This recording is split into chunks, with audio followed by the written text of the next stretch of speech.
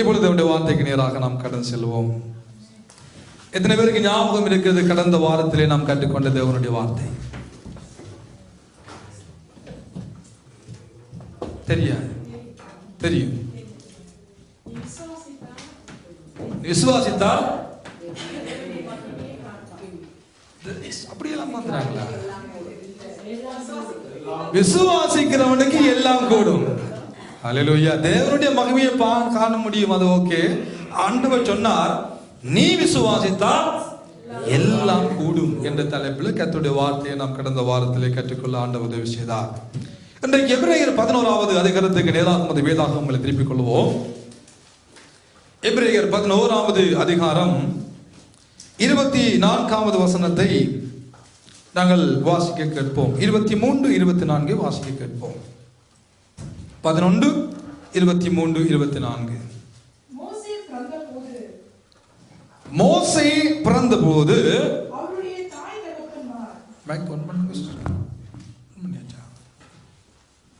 அவனை அழகுள்ள பிள்ளை என்று கண்டு விசுவாசத்தினாலே ராஜாவுடைய கட்டளைக்கு பயப்படாமல் அவனை 3 மாதம் ஒழித்து வைத்தார்கள்.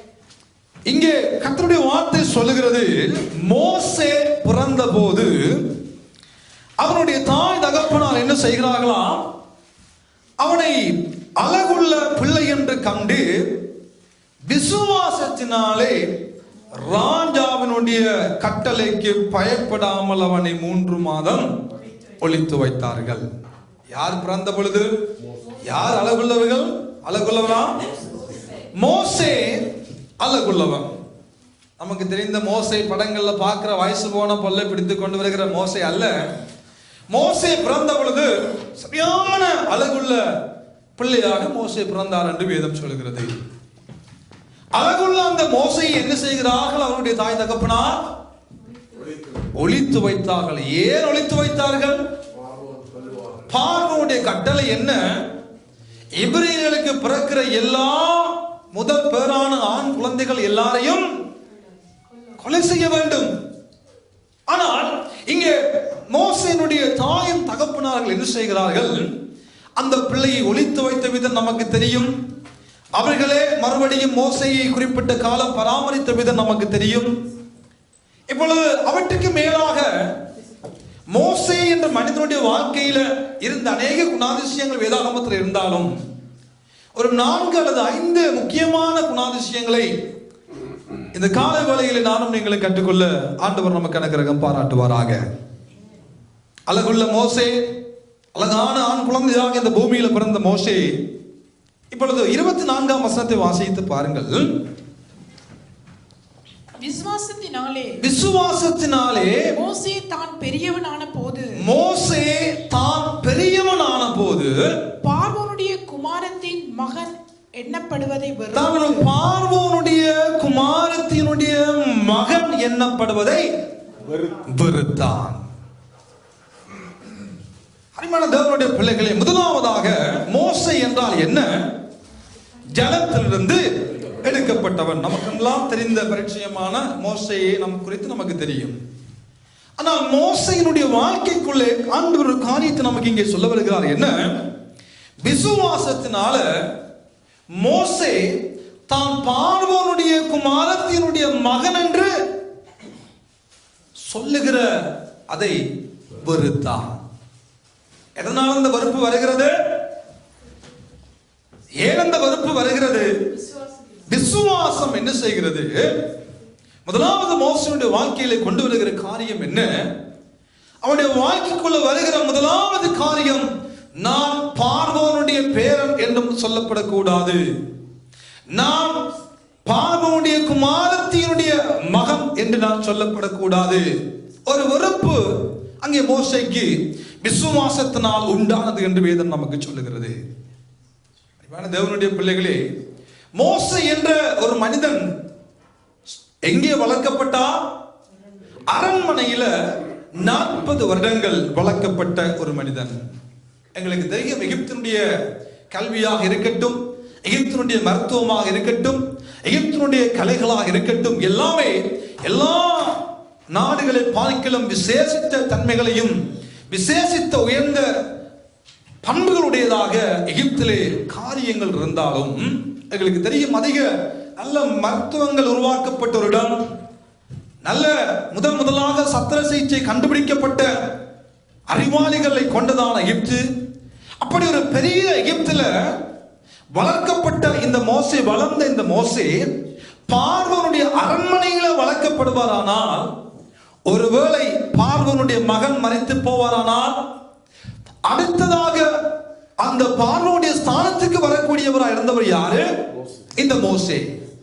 அப்படியானால் தன்னுடைய இடத்துக்கு தன்னுடைய பேரன் வர வேண்டும் என்றால் பார்வோன் நினைத்திருப்ப மகனுடைய மகன் என்னுடைய இடத்துக்கு நான் இல்லாத பொழுது வருவானால் அவனுக்கு தேவையான கல்வி அறிவாக இருக்கட்டும், அவனுக்கு தேவையான மருத்துவ அறிவாக இருக்கட்டும், அவனுக்கு தேவையான பாதுகாப்பு கலைகளாக இருக்கட்டும், சகல வேல்வித்தைகளையும் சகல காரியங்களையும் சகல விதமான அறிவுடையவராக மோசே வளர்ந்தார் என்பதில் எந்த விதமான ஐயமும் இல்லை. அப்படிப்பட்ட சுகபோகமான ஒரு வாழ்க்கை, அப்படிப்பட்ட சுகபோகமான ஒரு நிலைமை, அப்படிப்பட்ட ஒரு நல்ல வசதி உடையதாக இந்த மோசே வாழ்ந்து கொண்டிருந்ததை வேதம் நமக்கு சொல்லுகிறது. அவன் பார்வோனுடைய அரண்மனையில பார்வோனுடைய குமாரத்தினுடைய மகன் என்று சொல்லப்படுகிற தகுதியை உடையவராக மோசே அரண்மனையில் வளர்க்கப்பட்டார் என்பது வேதம் நமக்கு தெளிவாக சொல்லுகிறது.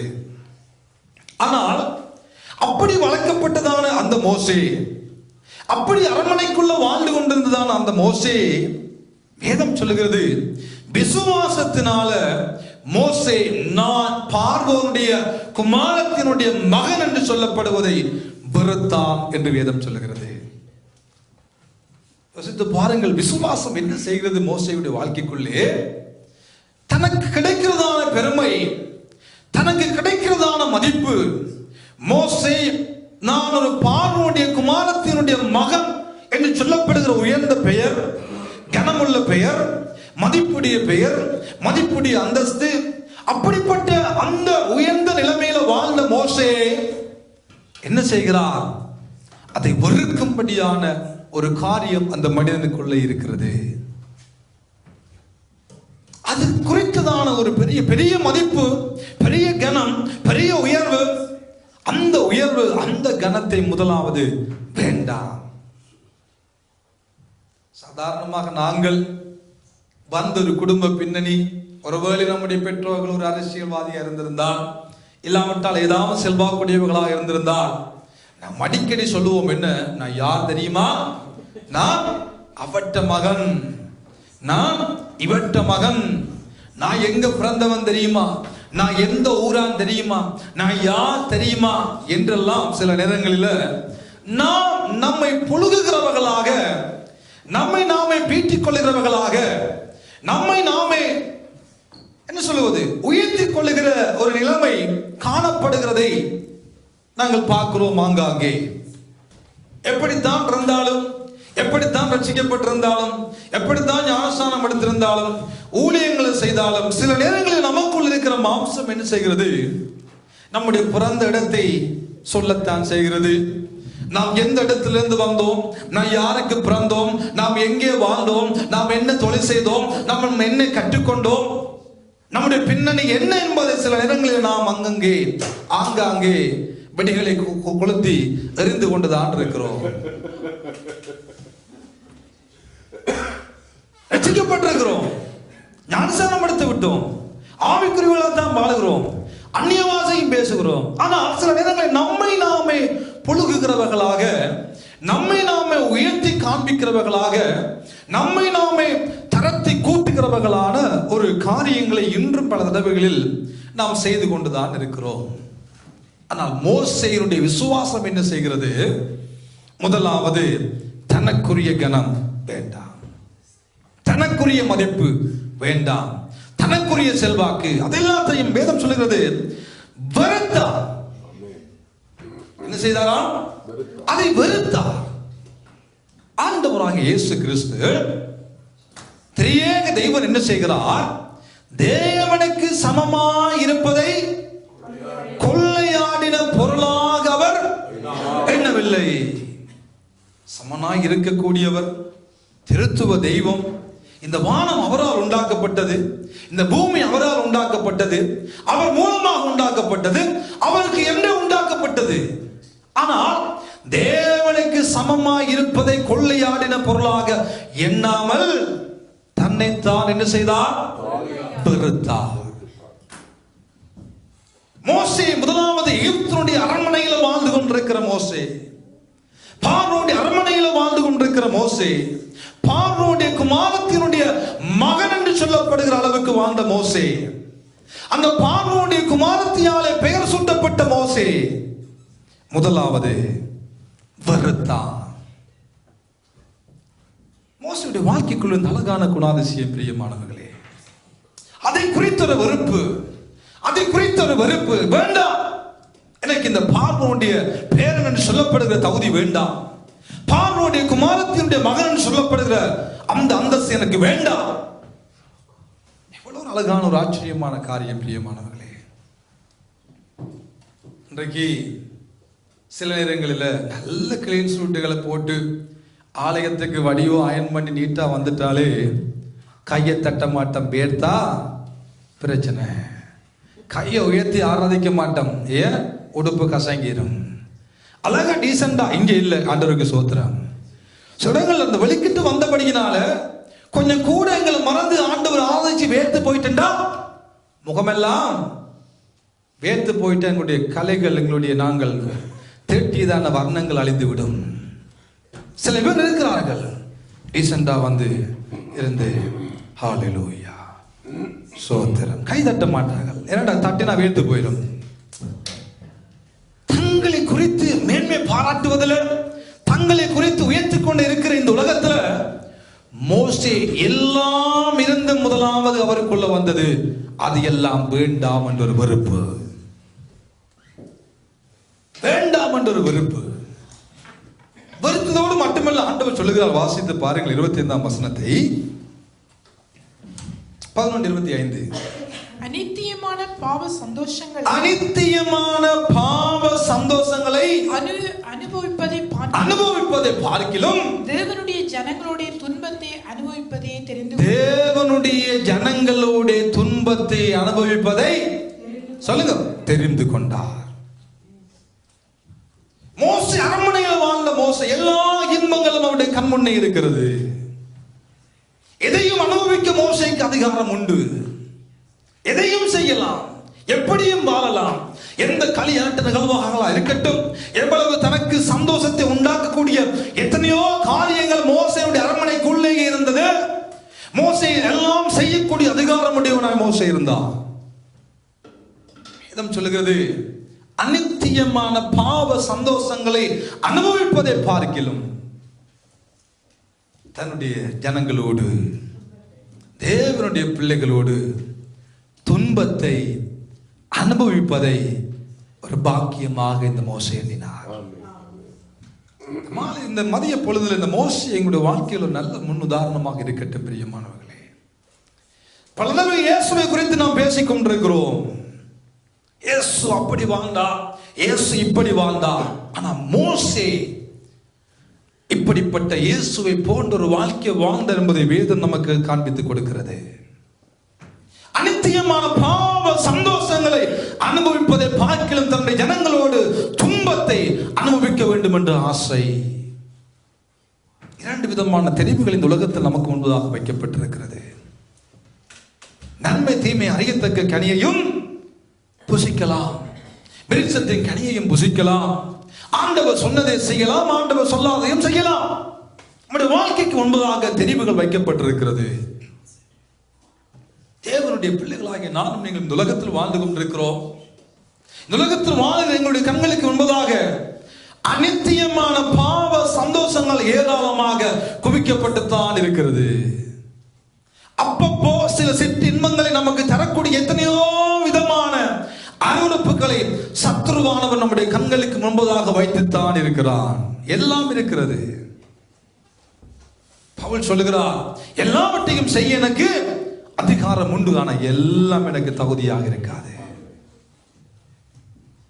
இதை தெரிவு கொண்டு இதை செய்யவும் இதை செய்யக்கூடாது என்று சொல்லுகின்ற உரிமை யாரிடம் உள்ளது? எங்களிடம் தான் உண்டு. ஆண்டவர் ஆதாம் அவருடைய காரியங்களாக இருக்கட்டும், தெரிவுகளை அவர்களுக்கு முன்பதாக வைத்து விட்டார். எதை நீங்கள் செய்யலாம், எதையும் நீங்கள் செய்யலாம். மனிதன் சுயமாக நிர்ணயித்து, சுயமாக தீர்மானித்து, சுயமாக செய்யக்கூடிய சுய விருப்பத்தை ஆண்டவர் ஒவ்வொரு மனிதனுக்குள்ளும் வைத்திருக்கிறார். ஆனால் நமக்கு முன்பதாக தெரிவு எடுக்கும்படியான சுய உரிமையை வைத்திருக்கிற ஆண்டவர் எது நல்லதோ எது கெட்டதோ அவை எல்லாவற்றையும் நமக்கு சொல்லித்தான் வைத்திருக்கிறார். இதை செய்தால் இப்படி நடக்கும், இதை செய்தால் இப்படி நடக்கும் என்று சொல்லி. ஆனால் வேதம் சொல்லுகிறது, மோசேயுடைய வாழ்க்கையை பார்க்கிற பொழுது அரண்மனைக்குள்ளே வாழ்ந்த மோசே, சிறு வயதிலிருந்து எல்லாவற்றையும் பார்த்த மோசே, அநித்தியமான பாவ சந்தோஷங்களை அனுபவிப்பதில் ஒரு வெறுப்பு அவனுக்குள்ள வந்து விட்டது. இதெல்லாம் அப்பப்போ சில சிற்றின்பங்களை தரக்கூடிய காரியங்கள். இந்த காரியம் ஒரு சிற்றின்பத்தை தரக்கூடிய காரியங்கள். பேரின்பத்தை அனுபவிக்கும்படியாக அழைக்கப்பட்ட நான் இந்த சிற்றின்பங்களை அனுபவிக்கும்படியாக என் வாழ்க்கையை நான் திருப்ப மாட்டேன் என்ற தீர்மானம் மோசைக்குள்ளே இருந்தது. எல்லா அதிகாரமும் இருந்த மோசே, யாருக்கும் பயப்பட வேண்டிய அதிகாரம் அவசியம் இல்லை. எல்லாம் தனக்குள்ள இருந்தது மோசைக்குள்ளே. எல்லாம் அவருக்குள்ளே இருந்தது. எல்லாம் செய்யலாம், எதுவும் செய்யலாம். ஆனா உள்ள ஒரு தீர்மானம் என்ன? அந்த அநித்தியமான பாவ சந்தோஷங்களை நான் அனுபவிக்க கூடாது.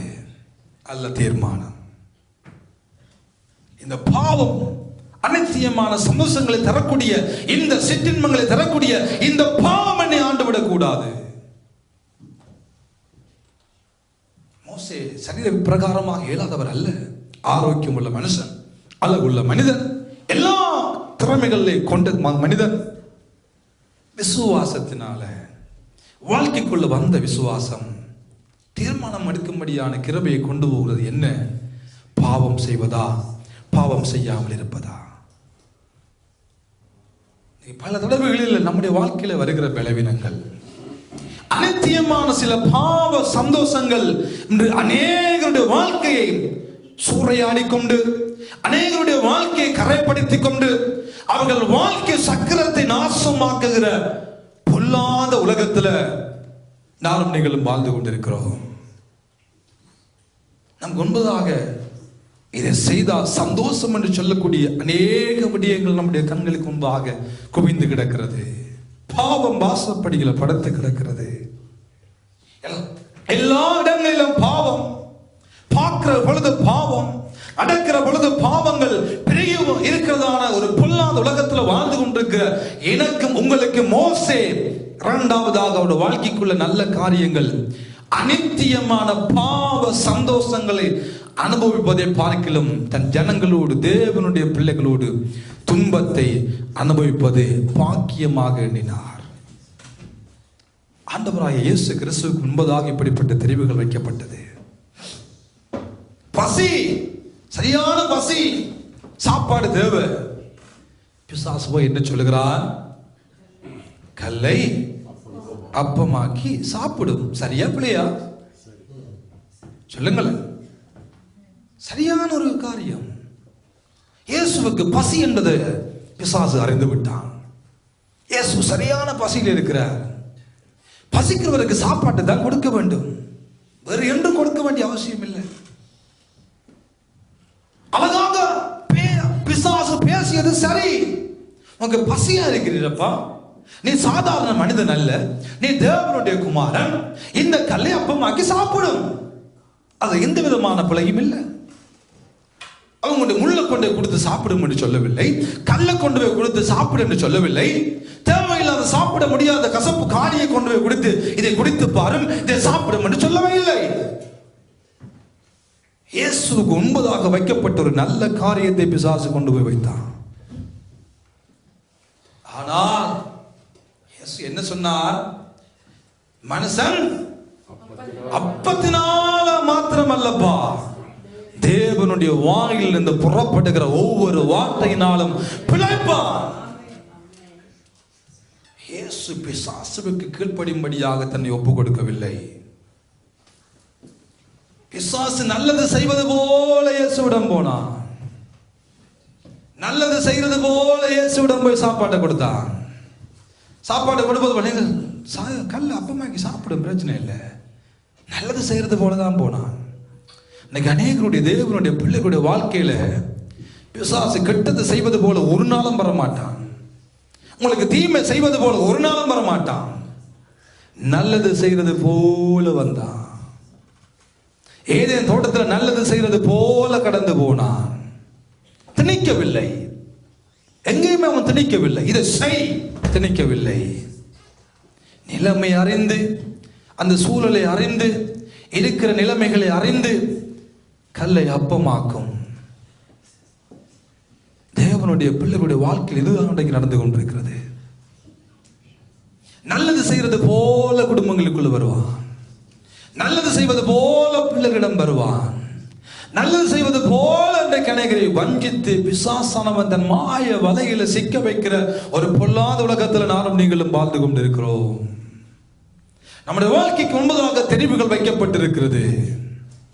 நம்முடைய வாழ்க்கைக்கு முன்பதாக நானும் நீங்கள் முடிவெடுக்கக்கூடிய சுய உரிமையானவர் நமக்குள்ள வைத்திருக்கிறார். சுயமாக தீர்மானிக்கும் சக்தியானவர் நமக்குள்ள வைத்திருக்கிறார். அப்படியானால் வேதம் சொல்லுகிறது, மோசைக்குள்ளும் அப்படிப்பட்ட காரியங்களை கர்த்தர் வைத்தார். மோசையும் தெரிவோ, அநித்தியமான பாவ சந்தோஷங்களுக்கு நான் அடிமைப்பட மாட்டேன். திண்மங்களை தருகிற பாவங்களை என்னை மேற்கொள்ள நான் இடம் கொடுக்க மாட்டேன். அதுக்கு என்னை அர்ப்பணித்து விட மாட்டேன். என்னுடைய முடிவு, என்னுடைய தெரிவு, என்னுடைய நோக்கமே என்ன? நான் தேவனுடைய பிள்ளைகளோடு, என் தேவனுடைய பிள்ளைகள் அனுபவிக்கிற துன்பத்தில் நான் பங்கெடுக்க வேண்டும். அதைத்தான் 2வது அதிகாரம் யாத்ராகம புஸ்தகத்தில் நாம் பார்க்கிற பொழுது அங்கே ஆண்டவர் நமக்கு அநேக காரியங்களை சொல்லிக் கொடுக்கிறார். 2ஆம் அதிகாரம் யாத்ராகமம் 12ஆம் வசனத்தை வாசியை கேட்போம். 10 வாசியங்கள், 10ஆம் வசனத்தை வாசிங்கள். பிள்ளை பெரிதான போது அவள் அதை பார்வோனுடைய குமாரத்தினிடத்தில் கொண்டு போய் விட்டாள். அவளுக்கு அவன் குமாரனானான். அவள் அவனை ஜலத்திலிருந்து எடுத்தேன் என்று சொல்லி அவனுக்கு மோசே என்று பெயரிட்டாள். மோசே பெரியவனான காலத்தில் அவன் தன் சகோதரனிடத்தில் போய் அவர்கள் சுமை சுமக்கிறதை அவர்கள் கஷ்டப்படுகிறத பார்த்து தன் சகோதரராகிய எபிரேயரில் ஒருவனை ஒரு எகிப்தியன் அடிக்கிறதை கண்டு அங்கும் இங்கும் பார்த்து ஒருவனும் இல்லை என்று அறிந்து எகிப்தியனை வெட்டி அவனை மணலிலே புதைத்து போட்டான். யாரு? மோசே. அநித்தியமான பாவ சந்தோஷங்கள் ஒருபுறம் அடக்கப்பட்டிருக்கிறது, ஒருபுறம் தன்னுடைய ஜனங்கள் துன்பப்படுத்தப்படுகிற நிலைமை வைக்கப்பட்டிருக்கிறது. மோசையின் தெரிவு என்ன? பாவம் ஒருபுறம், தன் ஜனங்கள் படுகிற பாவமான பரிதாபமான நிலைமை ஒருபுறம். ஆனால் மோசே எங்கே வாழ்ந்து கொண்டிருக்கிறான்? அரண்மனை வாழ்க்கை. எந்த விதமான கஷ்டங்களும் இல்லை, எந்த விதமான வேதனையும் இல்லை. நல்ல சாப்பாடு, நல்ல படுத்துறவங்க வசதியான அறைகள், நல்ல குளிரூட்டப்பட்ட அறைகள், நல்ல வசதி வாழ்க்கை. பாவம் ஒருபுறம் வைக்கப்பட்டிருக்கிறது, தன் ஜனங்கள் படுகிற பரிதாபமான நிலைமை ஒருபுறம் வைக்கப்பட்டிருக்கிறது. இப்பொழுது முடிவெடுக்கிறார். என் ஜனங்கள் தூக்கப்படுகிற பொழுது, என் ஜனங்கள் கஷ்டப்படுகிற பொழுது, என் ஜனங்கள் சுமைக்கிற பொழுது எனக்கு நையா பாவமான இந்த காரியம் தொட மாட்டேன். என் ஜனங்கள் ராப்பகலாக கஷ்டப்படுகிறார்கள், என் இனம் கஷ்டப்படுகிறது, என் ஜனம் கஷ்டப்படுகிறது, சுமை சுமத்து கொண்டு போகிறார்கள். வேதனை ஒருபுறம் அநித்தியமான பாவ சந்தோஷங்கள் ஒருபுறம். தீர்மானிக்கிறார், இல்லை, அரண்மனை வாழ்க்கை வேண்டாம், நான் பார்வோனுடைய குமாரத்தி என்று எண்ணப்படுகிறதை வேண்டாம், அது எனக்கு வேண்டாம். என் ஜனங்கள் படுகிற துன்பத்தில் நான் பங்கடைய வேண்டும், என் இனம் படுகிற துன்பத்தில் நான் பங்கெடுக்க வேண்டும், என் ஜனத்துக்கு என்னால் கூடுமான உதவியை செய்ய வேண்டும் என்பதற்காகவே தன்னை அர்ப்பணிக்கிற ஒரு மனிதனாக மோசேயை இங்கே நாங்கள் பார்க்கிறோம். பிரியமானவர்களே, எங்கள் ஜனம் ஆண்டவருடைய ஜனம், தேவனுடைய பிள்ளைகள் இவ்வளவு கஷ்டப்படுகிறார்களே, இவ்வளவு உபத்திரப்படுகிறார்களே, இவ்வளவு துன்பப்படுகிறார்களே, ஏன்? என்னால் முடிந்த உதவியை நாம் செய்யக்கூடாது. எகிப்தியன் அடிக்கிறான் எபிரேயனுக்கு. இதை பார்த்த மோசேயா தாங்கிக் கொள்ள முடியவில்லை. தன் இனத்தாரை போட்டு அடிக்கிறான், தன்னுடைய தேவனுடைய பிள்ளைகளை போட்டு அடிக்கிறான். இதை பார்த்து கொள்ள முடியாத மோசே எகிப்தியனை அடித்து கொலை செய்தார். அந்த கலையெல்லாம் எங்கே கற்றுக்கொண்டார்? அதே பார்வோனுடைய அரண்மனைக்குள்ள வளர்கிற பொழுது வெட்டவும் கற்றுக்கொண்டார், கொலை செய்யவும் கற்றுக்கொண்டார், ஓடவும் கற்றுக்கொண்டார், துணிகரமாய் பேசவும் கற்றுக்கொண்டார். எல்லாம் மோசைக்குள்ள நிறைந்திருந்தது. 2 அடி ஆள் முடிஞ்சது. வெட்டி புதைத்து விட்டு கடந்து போய்விட்டார். அதற்கு வேண்டி நான் சொல்லல விட்டுங்க கொத்துங்க. தேவனுடைய பிள்ளைகளே, நாம் ஒரு விஷயம், நாம் எதற்காக ஏற்படுத்தப்பட்டோம்? நம்மை ஆண்டவர் ஏற்படுத்தியதின் நோக்கம் என்ன? நம்மை ஆண்டவர் இந்த அழகான தேசத்தில் வைத்திருப்பதின் நோக்கம் என்ன? சபைக்குள்ள கொண்டு வந்ததின் நோக்கம் என்ன? அவருடைய பெரிய அந்த ரட்சிப்பை நமக்கு கொடுத்ததின் நோக்கம் என்ன என்று புரிந்து கொள்ளுகிற பொழுது, ஒருபுறம் பாவமான சூழல்கள் இருந்தாலும், அநித்தியமான பாவ சந்தோஷங்கள் ஒருபுறம் அடுக்கப்பட்டிருந்தாலும், இன்னொரு புறம் தேவனுடைய ஜனங்கள் துன்பப்படுகிற பொழுது நாம் எங்கே நிற்கிறோம் என்று நம்மை நாமே ஆராய்ந்து பார்க்க வேண்டும். என்னுடைய முதன்மை, என்னுடைய முன்னுரிமை, என்னுடைய நிலைமை, எங்கே நான் நிற்கிறேன்? எல்லாம் இருக்கிறது. 3 நேரம் மூக்கு முட்டை அழகாக சாப்பிடுகிறோம். ஒரு நேரம் உள்ள குறைவில்லாமல் முடிந்தால் உங்களுடைய நேரம் 4 நேரமாக மாறுகிறது. பாவ சந்தோஷங்கள் அடக்கி வைக்கப்பட்ட உலகத்தில் வாழ்ந்து கொண்டிருக்கிறோம். மறுபுறமை ஜனங்கள் படுகிற வேதனை, மறுபுறமை ஜனங்கள் படுகிற நிலைமை. ஏன் ஒரு உதவியை நம்ம செய்ய முடியாது? ஏன் இவன் அவர்களுக்காக ஒரு நிமிடம் ஜெபம் பண்ண முடியாது? ஏன் அவர்களுக்காக ஒரு விஷயம் ஜெபிக்க உபாசிக்க முடியாது? எத்தனையோ காரியங்களுக்காக மன்றாடுகிறோம், எத்தனையோ காரியங்களுக்காக புலம்புகிறோம். ஏனம்மா ஜனங்கள் படுகிற வேதனைகளை ஆண்டவரே மனமரங்கம் என்று சொல்லி ஒரு விஷயம் ஜெபிக்க முடியாதோ? எத்தனை பேர் ஜெபிக்கிறீர்கள் என்று எனக்கு தெரியவில்லை. ஒரு நாளைக்கு ஒரு கொஞ்ச நேரமாவது ஆண்டவரே அழகான என் தேசம் அலங்கோலமாய் போகிறது, அரசியல் அசம்பந்த சூழ்நிலை மாறி ஒரு வகையாக நிலைமை மாறுகிற பொழுது இயற்கையும் சீட்ட வேதாண்டவரே, தேவனுடைய நாமம் தரித்த அவருடைய பிள்ளைகள் நாம் கூப்பிடுகிற பொழுது ஆண்டவர் நிலைமைகளை மாற்றுவார். ஒரு மோசையை போல பாவமான அநித்தியமான பாவ சந்தோஷங்களை வெறுத்து ஆண்டவரே என் ஜனங்களுக்காக இறங்கும், என் இனத்துக்காக இறங்கும் அப்பா. உம்மால் உண்டாக்கப்பட்ட உம்முடைய ஜனங்கள் அல்லவோ, வலது கைக்கும் வித்தியாசம் வலது கைக்கும் இடது கைக்கும் வித்தியாசம் தெரியாத எத்தனையோ சிறார்கள் வேதனைப்படுகிறார்களே, எத்தனையோ பிறந்த பிள்ளைகள் வேதனைப்படுகிறார்களே. இறங்கும் ஆண்டவர் என்று மன்றாட முடியாதோ நம்மால்? மோசே இந்த மதிய வேளையில நம் அனைவருக்கும் ஒரு நல்ல உதாரணமாக வரட்டும். அநித்தியமான பாவ சந்தோஷங்களை அனுபவிப்பதை பார்க்கிலும் தேவனுடைய பிள்ளைகளோடு கூட துன்பத்தை அனுபவிப்பதில் ஆசையாய் மோசே இருந்தார். ஆசையாய் இருந்தார். வயது போன என்பதாக அல்ல, உடம்புல பலன் இல்லாம போன பிறகு அல்ல, உடம்புல பலன் இருந்த பொழுது, எல்லாம் செய்ய அதிகாரம் இருந்த பொழுது, எல்லாம் செய்ய தகுதி இருந்த பொழுது, அவர் முன்பாக பல தெரிவுகள் வைக்கப்பட்ட பொழுது தெரிந்தெடுத்தார், அதுதான் எனக்கு வேண்டும், துன்பத்தை அனுபவிப்பதுதான் எனக்கு வேண்டும். நம்ம தெரிவு செய்வோமா? நம்ம பேசுவோம் மோசே மோசே மோசே என்று. ஆனா மோசேயை கர்த்தர் 18 லட்சத்துக்கு மேற்பட்ட ஜனங்களை நடத்துவதற்கு நான் நினைக்கிறேன். இந்த குணாதிசயங்களை கூட ஆண்டவர் பார்த்திருக்க கூடும். அவருடைய விசுவாசத்தை ஆண்டவர் பார்த்திருக்க கூடும். தன் ஜனங்கள் படுகிற வேதனைகள் தான் பங்கெடுக்க வேண்டும் என்பதை ஆண்டவர் பார்த்திருக்க கூடும். அதனால் தான் தெரியவில்லை, ஆண்டவர் அத்தனை ஜனங்களை மேய்க்கும்படியான ஒரு பெரிய பாரிய பொறுப்பை அந்த மோசேயிடமே கற்றுக் கொடுத்தார். இறக்க குணமுள்ள மோசேயிடம் ஆண்டவர் கொடுத்தார். ஜனங்களுக்காக பரிதபிக்கிற மோசேயிடம் ஆண்டவர் அந்த பொறுப்பை கொடுத்தார். ஜனங்கள் படுகிற துன்பத்தில் தானும் பங்கடைய வேண்டும் என்று விரும்பின மோசேயிடம் ஆண்டவர் அந்த ஊழியத்தை கொடுத்தார். அருமையான தேவனுடைய பிள்ளைகளே, மோசேயினுடைய இந்த குணாதிசயம் அருமையான ஒன்றாக காணப்படுகிறது.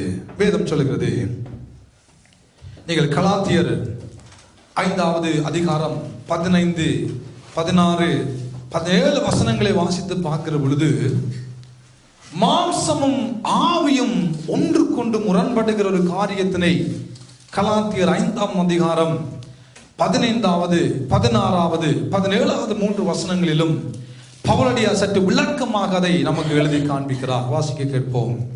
நீங்கள் ஒருவரை ஒருவர் கடித்து பட்சித்தீர்களானால், நீங்கள் ஒருவரை ஒருவர் கடித்து பட்சித்தீர்களானால் அழிவீர்கள்.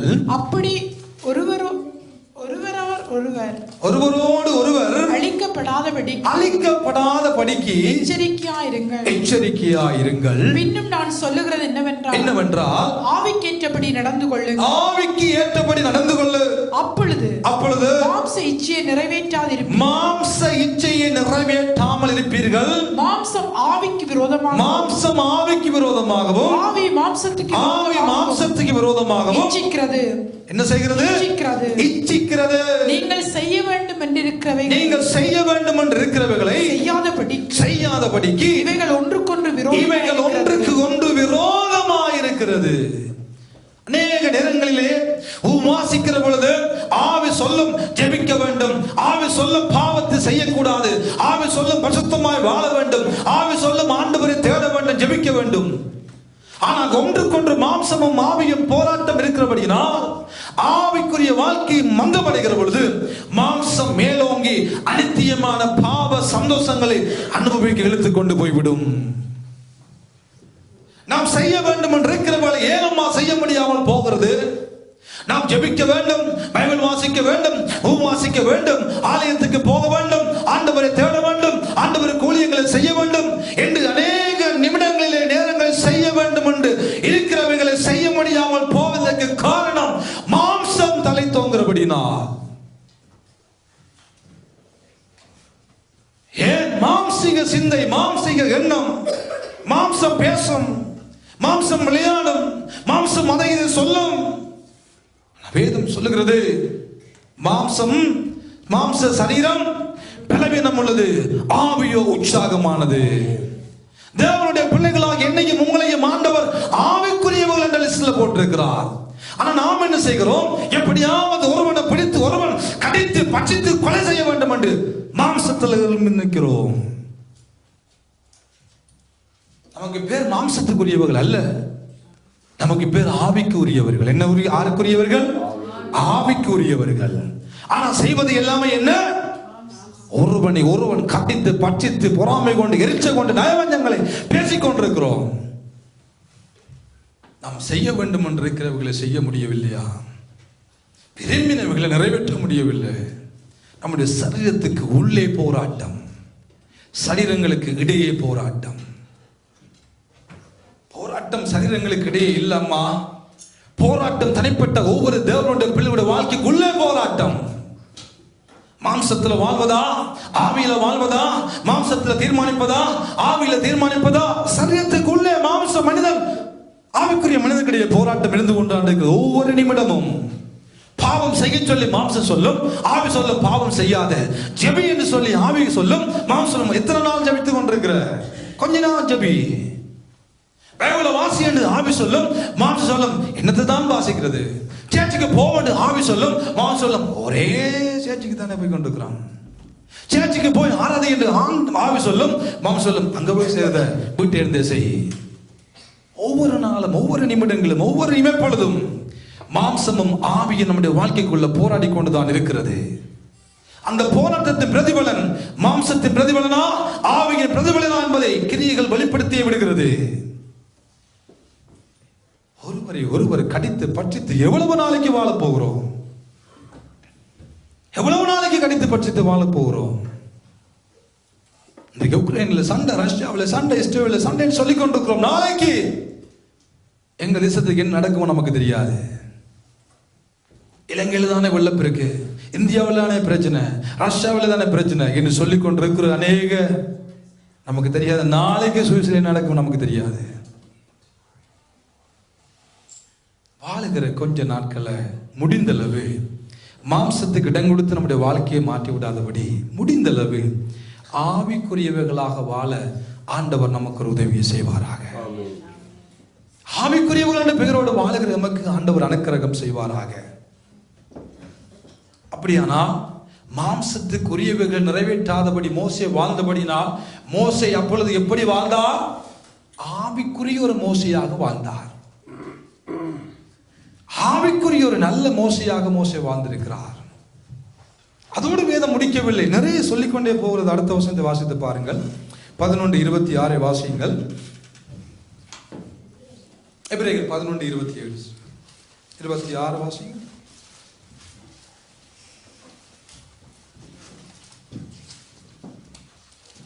இனிவரும் பலன் மேல் நோக்கமாயிருந்து எகிப்தில் உள்ள பொக்கிஷங்களிலும் கிறிஸ்துவின் நிமித்தம் வரும் நிந்தையையும் கிறிஸ்துவின் நிமித்தம் வருகிற நிந்தையை அதிக பாக்கியம் என்று எண்ணினார். எதை அதிக பாக்கியம் என்று எண்ணுகிறார்? கிறிஸ்து நிமித்தம் வருகிற நிந்தை. நாம என்ன செஞ்சுக்கு வரோம்?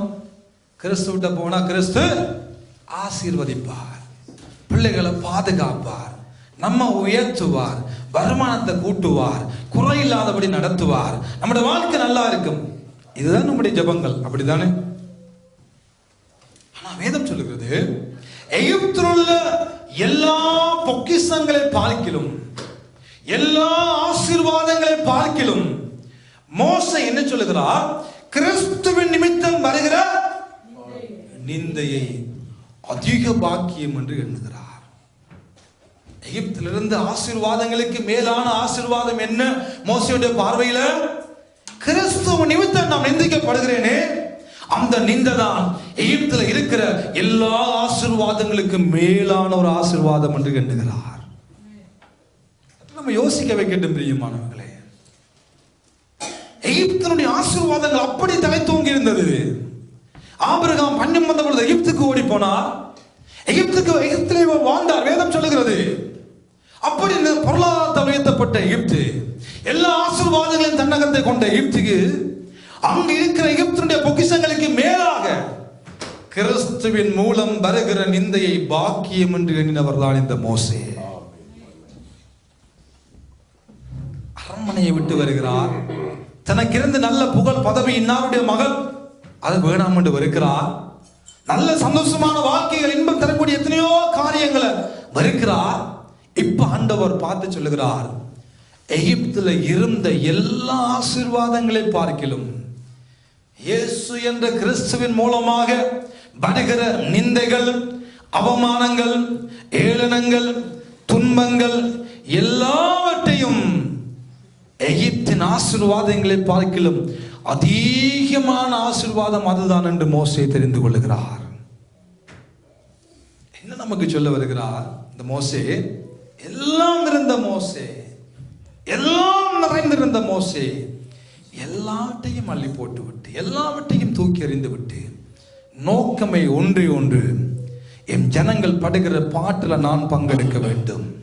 நோக்கம் ஒன்றே ஒன்று, அந்த பாடுகளின் மூலமாக வருகிற நிந்தைகள் தான் எனக்கு ஆசீர்வாதம். அந்த பாடுகளினால் வருகிற அவமானங்கள் எனக்கு ஆசீர்வாதம். நான் கிறிஸ்துவை பின்பற்றுகிறதுனால் வருகிற ஆசீர்வாதம், கிறிஸ்துவை பின்பற்றுகிறதுனால் வருகிற ஆசீர்வாதம் என்ன? அவமானம், நிந்தை, பாடுகள், வெட்கங்கள், துன்பங்கள், அதெல்லாம் ஒரு ஆசீர்வாதமாக இங்கே மோசே பார்க்கிறார். நம்முடைய வாழ்க்கையில நல்லா இருந்தா கிறிஸ்துவோட இருப்போம். நல்ல சுகம், நல்ல பலம், நல்ல ஆரோக்கியம், நல்ல வசதி வாய்ப்பு, நல்லா பிள்ளைங்க நல்லா படித்து நல்லா இருந்தா நம்ம ஆண்டோடு நல்லா இருப்போம்.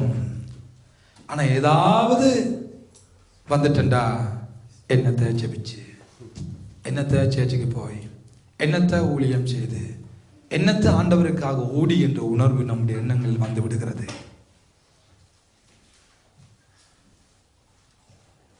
நன்மையான நமக்கு சந்தோஷமான நேரங்களில், நமக்கு ஆசீர்வாதம் வருகிற நேரங்களில் எப்படி ஆண்டவரோடு வாழுகிறோமோ அதே வண்ணமாக துன்பங்கள் வருகிற பொழுது, வியாதிகள் வருகிற பொழுது, கஷ்டங்கள் வருகிற பொழுது ஆண்டவரோடு வாழ நம்மை பழக்கிக் கொள்வோமாக. நன்மைக்கு மாத்திரம் தேவனை பின்தொடருவோம். ஆனால் வேதம் சொல்லுகிறது, இன்மைக்காக மாத்திரம் தேவனை தேடுகிறவர்கள் எல்லா மனிதரை பார்க்கலாம் பரிதபிக்கப்பட்ட இளமை. இன்மைக்கு வேண்டாம் அம்மா, இன்மைக்கு உரிய ஆசீர்வாதங்கள், இந்த உலகத்துக்குரிய நிகழ்காலத்துக்குரிய நன்மைகளை தேடி இயேசுவிடம் போக வேண்டாம். இனி வரும் பலன் மேல் மோசே நோக்கமாயிருந்தார். நிகழ்காலத்தில் ஓடி ஓடி ஆண்டவருக்காக வாழ்கிற, ஊழியம் செய்கிற, பிரயாசப்பட ஒன்றையும் காணையில. மோசையோட வாழ்க்கையில ஒன்றையும் காணையில. ஆனா வேதம் சொல்லுகிறது 26ஆம் வசனம், இனி வருகின்ற பலன் மேல நோக்கம், இனி வரும் பலன் மேல நம்பிக்கை. இப்ப நிகழ்காலத்துல பாடுகள், இப்ப நிகழ்காலத்துல கஷ்டம், இப்ப நிகழ்காலத்துல அரண்மனை வாழ்க்கையை விட்டு வெளியே போக வேண்டிய சூழல், இப்ப எல்லாம் இழக்கப்பட வேண்டிய சூழல். ஆனா மோசே பார்த்தது நிகழ்காலத்தை அல்ல, மோசே பார்த்தது எதிர்காலத்தை. இது எங்கிருந்து வந்திருக்கிறது பாருங்கள். எபிரேயர் 12ஆம் அதிகாரம் முதல் 2 வசனங்கள் நமக்கு தெளிவாக சொல்லுகிறது. எபிரேயர் 12 2 வசனத்தை வாசிங்கள். 2ஆம் வசனத்தை 3ஆம் வசனத்தையும். அவர் தமக்கு முன் வைத்திருந்த சந்தோஷத்தின் பொருள், அவர் தனக்கு முன் இனி வரப்போகிற காரியங்கள், இனி வரப்போகிற நன்மை, அவர் தனக்கு முன் வைத்திருந்த சந்தோஷத்தின் பொருட்டு அவமானத்தை எண்ணவில்லை, சிலுவையை சகித்து தேவனுடைய சிங்காசனத்தில் வலது வருஷத்தில் வீற்றிருக்கிறார். ஆகையால் நீங்கள் இளைப்புள்ளவர்களாய் உங்கள் ஆத்துமாக்களில் சோர்ந்து போகாமல் தமக்கு விரோதமாய் பாவிகளால் செய்யப்பட்ட விபரீதமான காரியங்களை சகித்த அவரையே நோக்கி பாருங்கள், அவரையே நினைத்து பாருங்கள், அவரையே நினைத்து பாருங்கள். நிகழ்காலத்தில் சிலுவை, நிகழ்காலத்தில் அவமானம், நிகழ்காலத்தில் காரி துப்புறார்கள், நிகழ்காலத்தில் கன்னத்தில் அடிக்கிறார்கள். யார் கண்ணை மூடிவிட்டு கன்னத்தில் அடித்து விட்டு யார் உன்னை அடித்தான் என்று சொல்லுகின்றெல்லாம் அவமானப்படுத்தினார்கள் இயேசுவை நிகழ்காலத்தில். இயேசுவின் நோக்கம் என்ன? நிகழ்காலத்தை குறித்தது அல்ல. அவருக்கு முன்பதாக ஒரு காரியம் வைக்கப்பட்டிருந்தது. அவருக்கு முன்பதாக இருந்த சந்தோஷத்தின் பொருட்டு அவமானத்தை ஏற்றுக்கொண்டார், சிலுவை ஏற்றுக்கொண்டார், பாடுகளை ஏற்றுக்கொண்டார், துன்பத்தை ஏற்றுக்கொண்டார். வேதம் சொல்லுகிறது, அவரையே இணையுங்கள். நான் நினைக்கிறேன், மோசே இயேசுவுடைய ஒரு மாதிரியாக முன்னுக்கு வந்து நிகழ்காலத்தை குறித்து அல்ல, இனி வரும் காலத்திலே வேதம் அழகாக சொல்லுகிறது, இனி வரும் பலன் மேல் நோக்கமாக இருந்தார். நான் இப்ப படுகிற பாட்டுக்கு ஒரு நன்மை உண்டு. ஆண்டவருடைய காரியங்களை செய்கிற பொழுது வருகிற அவமானம், நிந்தைகள், போராட்டங்கள், துன்பங்கள், கஷ்டங்கள் யாவற்றுக்கும் என் ஆண்டவர் ஒரு பதிலை வைத்திருக்கிறார். அது நிமித்தமாக நிகழ்காலத்தில் எது வந்தாலும் நான் ரட்சிப்பு இழந்து போக மாட்டேன். என்ன நடந்தாலும் அந்த ஆண்டவரை பின்வாங்கி போக மாட்டேன். என்ன வந்தாலும் அவரை விட்டுவிட மாட்டேன். என்ன பாடுகள், என்ன துன்பங்கள், என்ன வியாதிகள், என்ன கஷ்டங்கள் வந்தாலும் என் விசுவாச ஓட்டத்தை நிறுத்திவிட மாட்டேன். நான் ஓடுவேன். எனக்காக என் கர்த்தர் கொண்டு வருகிறார் ஆசீர்வாதங்களை. நான் படுகிற பாட்டுக்கு, நான் படுகிற நிலைமைக்கு, நான் படுகிற துன்பத்துக்கு, நான் படுகிற அவமானத்துக்கு, நான் படுகிற கேவலமான வாழ்க்கைக்கு என் தெய்வம் எனக்கு ஒரு உயர்வு வைத்திருக்கிறார் என்ற உணர்வு மோசைக்குள்ள இருந்தது. இனி வரும் பலன் மேல மாத்திர நோக்கம். இம்மைக்கான இந்த உலகத்துல எகிப்தின் அரண்மனை வாழ்க்கை, எகிப்திலிருந்து ஆசீர்வாதங்கள் அழிந்துவிடும். நோக்கம் இம்மைக்கான ஒரு வாழ்க்கை அல்ல, நிகழ்காலத்தை குறித்ததான திட்டமிடல் அல்ல, நிகழ்காலத்தில் கிடைக்கிறதான கௌரவம், மதிப்பு, செல்வாக்கு, புகழ், இதெல்லாம் மோசே, இதெல்லாம் அழிந்து போய்விடும். கொஞ்ச நாளைக்கு சொல்லுவார்கள், மோசே வந்து பார்வோனுடைய குமாரத்தின் மகன் என்று கொஞ்ச நாளைக்கு சொல்லுவார்கள். ஆனா எல்லாம் அழிந்து போகும், எல்லாம் இல்லாமல் போய்விடும். நோக்கம் இனி வரும் பலன் மேல நோக்கம், இனி வருகிற பலன் மேல நோக்கம். எதிர்காலத்தில் முன்வைக்கப்பட்ட இயேசுவுக்கு முன்பாக வைக்கப்பட்ட சந்தோஷத்தின் பொருட்டு அவர் எல்லாவற்றையும் ஏற்றுக்கொண்டார் என்று வேதம் சொல்லுகிறது. எல்லாவற்றையும் ஏற்றுக்கொண்டார். அதை சகித்தபடியினால் அவருக்கு ஒரு சிங்காசனத்தை பிதாவின் வலது பார்சத்தில் பிதா வைத்தார்.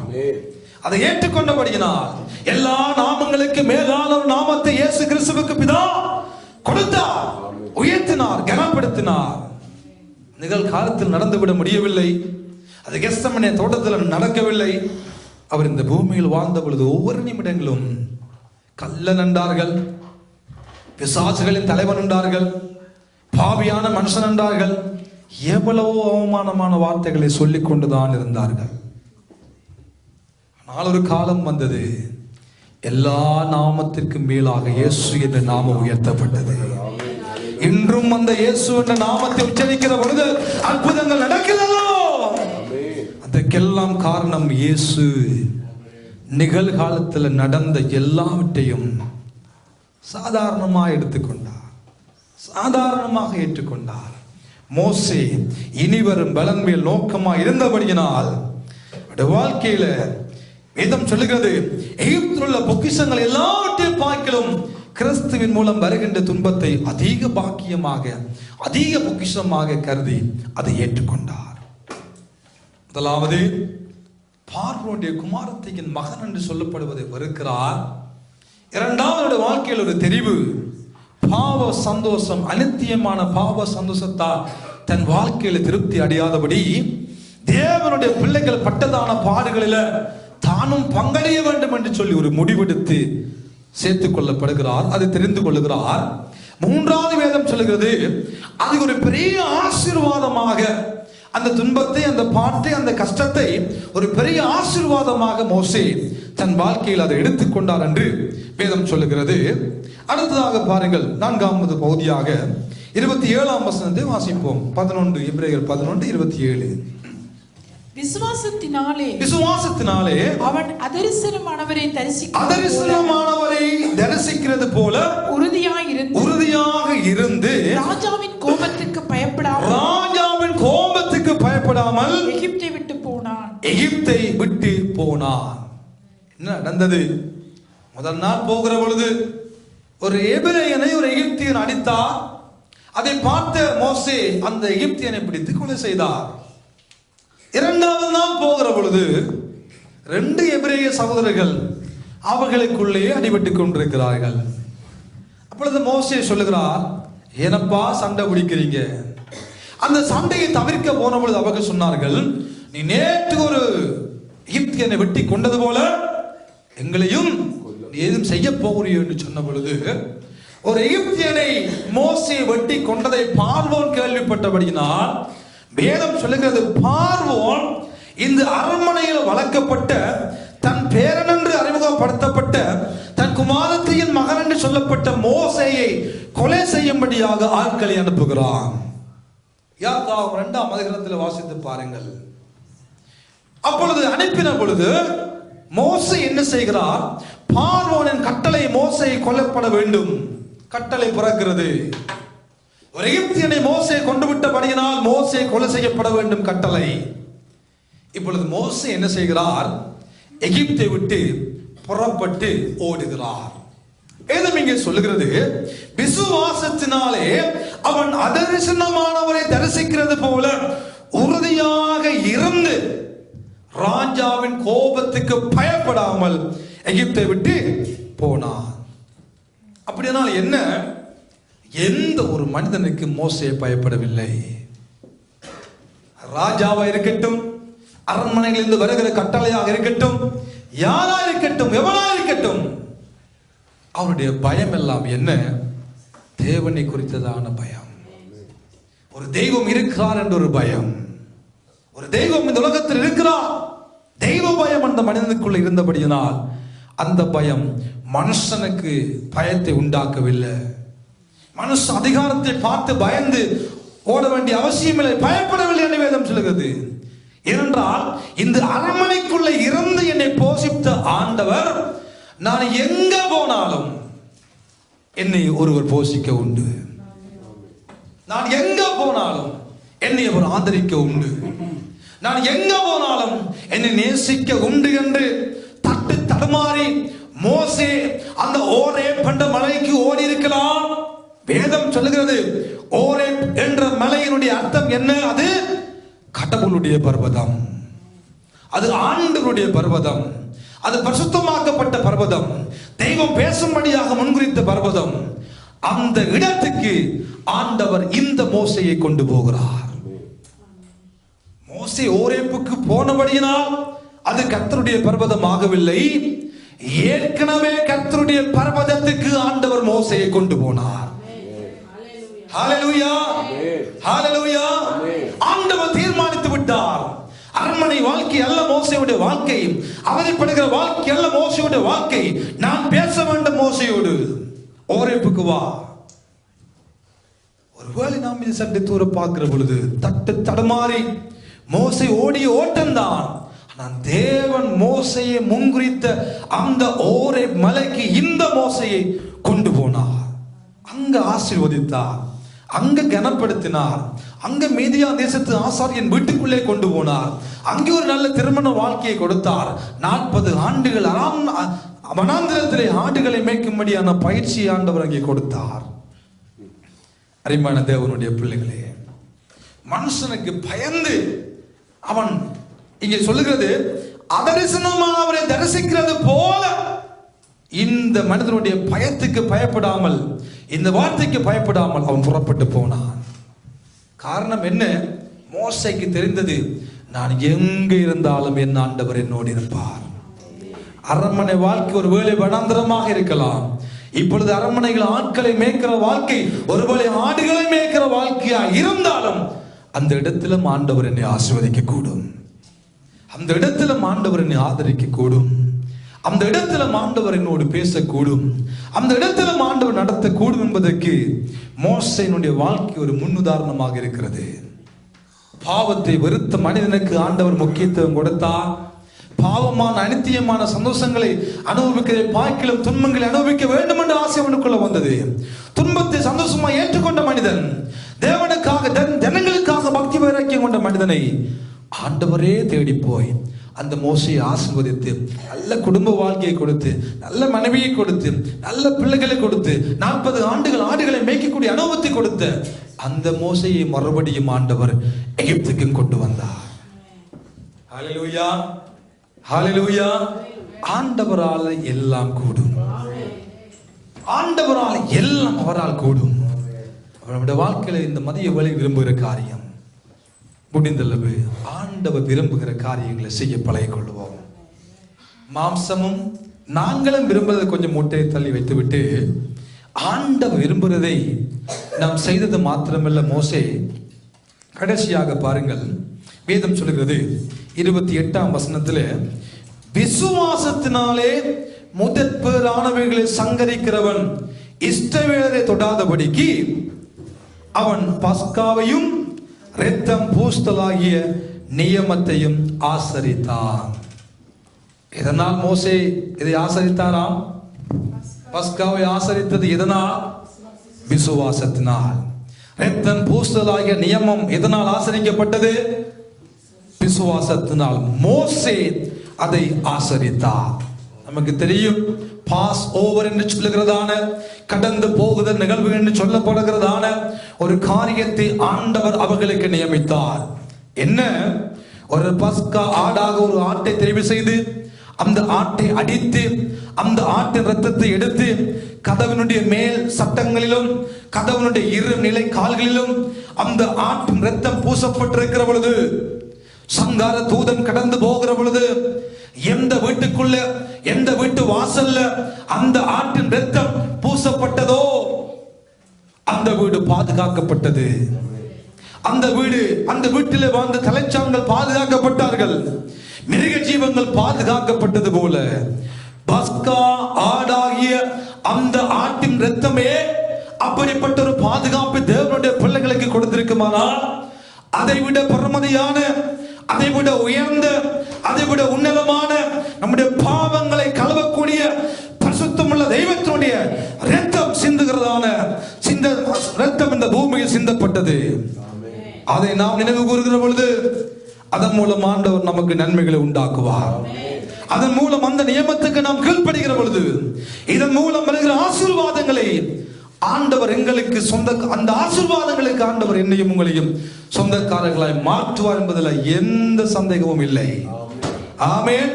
மோசே பஸ்காவையும் அந்த நியமத்தையும் நினைவு கூர்ந்தார்.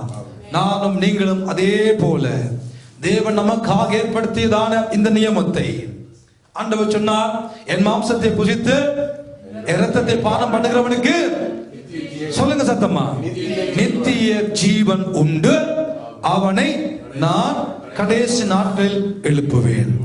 இந்த பரிசுத்தமான பந்தியை நாங்கள் பங்கெடுக்க போகிறோம். மோசேயின் தேவன் நம்முடைய தேவனாய் இருக்கட்டும். ஹல்லேலூயா.